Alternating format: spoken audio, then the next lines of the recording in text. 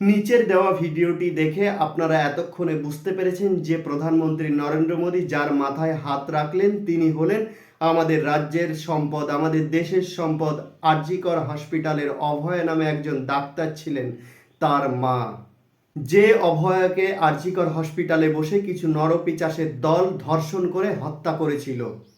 প্রধানমন্ত্রী নরেন্দ্র মোদী অভয়ের মায়ের মাথায় হাত রেখে এইটিই বোঝাতে চাইলেন যে তিনি তার মেয়ের হত্যাকাণ্ডের সঠিক বিচার পাবেন এবং দোষীরা যাতে শাস্তি পায় সেই বিষয়ে আশ্বস্ত করে তার পাশে থাকার আশ্বাস দিলেন।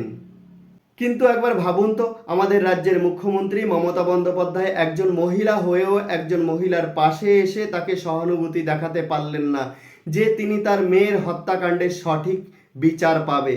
উল্টে তিনি এখানে দোষীরা যাতে সাজা না পায় সেই ব্যবস্থা করলেন এবং দোষীদের সাথে থেকে নিজে দোষীদের পক্ষে লড়ে যাচ্ছেন।